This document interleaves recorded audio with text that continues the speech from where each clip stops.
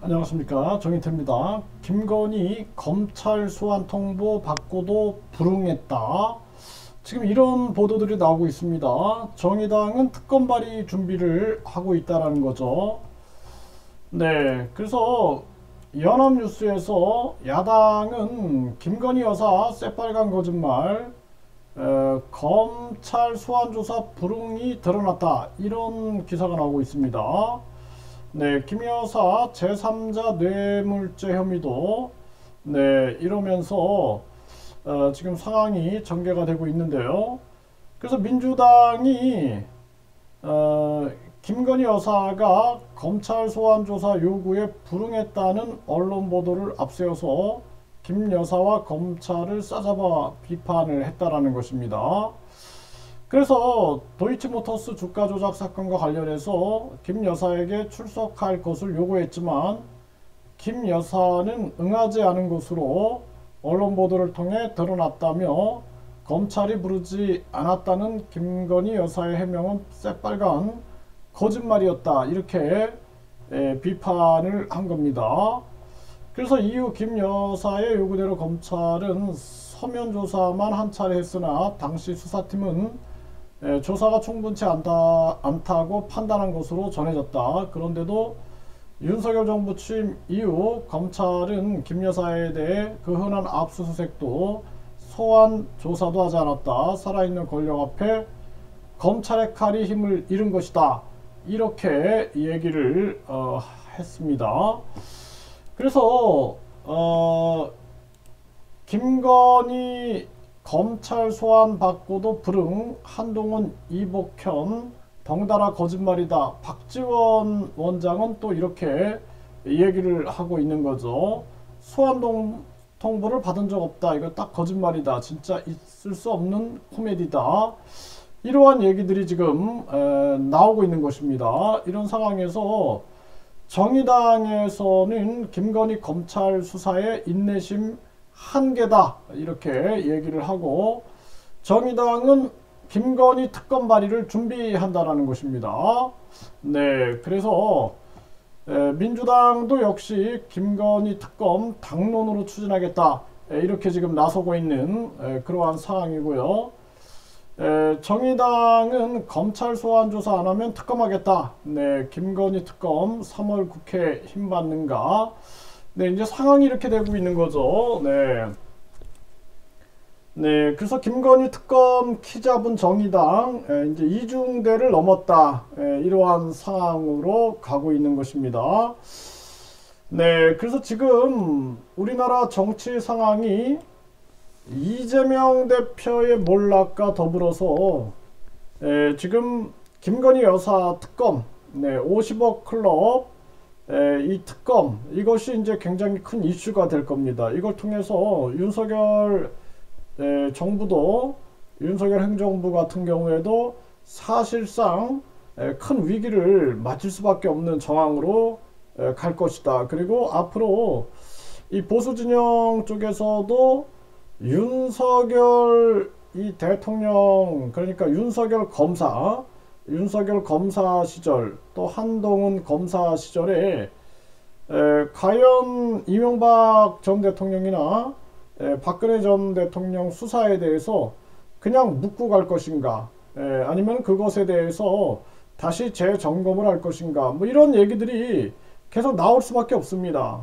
뭔가 지금 정권 교체를 위하여 뭔가 좀 모순을 더 벌인 거죠. 네, 그러니까 오늘 이제 황교안 후보가 김기현 후보나 안철수 후보가 탄핵에 앞장섰다, 박근혜 전 대통령 탄핵에 앞장섰다, 그러면서 자신은 이제 윤석열 대통령을 위하여 뭐 역할을 하겠다, 이런 얘기를 했는데, 그 윤석열 검사가 사실상 윤석열 검사, 한동훈 검사가 박근혜 전 대통령을 수사한 주역이거든요. 그런데 그 부분에 대해서 이제 얘기가 안 나올 리가 없죠. 왜 우리가 모순된 행동을 했는가. 네, 이러한 부분들이 이제 현타가 오면서 결국에는 거기에 대한 많은 이제 또 갈등들이 빚어질 수밖에 없는 그러한 상황으로 가고 있는 것이죠. 그래서 이제 본격적으로 이재명 대표의 몰락과 더불어서 이제 윤석열 대통령 같은 경우도 이제 임기가 벌써 횟수로 2년 차가 되니까 뭐 작년 같은 경우에는 1년 차니까 1년 차니까 횟수로 1년 차니까 그냥 두고 봤다 하지만 이제 2년 차로 접어들면서 본격적으로 불만이 터져 나오는 거죠.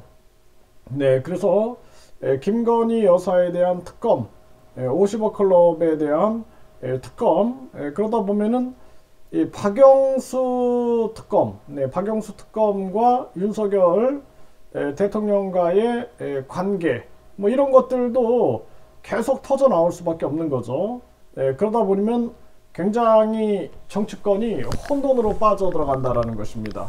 그래서 이재명 대표가 몰락해가는 과정에서 윤석열 이 정부도, 그러니까 윤석열 정권도 상당히 타격을 받을 수밖에 없는 상황으로 가고 있다라는 거예요. 그래서 제가 대선 때부터 계속해서 이 비리 의혹 대선, 이 비리 의혹 대선이 국민들을 상당히 불행하게 만들 수 있다라는 부분들을 많이 말씀을 드렸는데 이제 이것이 현실화되는 거예요. 그래서 이재명 대표 같은 경우에는 이제 큰 위기를 맞게 된 거고 다음에 또 이제 소환이 또 영장이 발부되게 되면은 그때는 뭐 100명 이상 이탈될 수 있다 이런 얘기들이 나오고 있는데 이게 더 거세질 수밖에 없는 겁니다.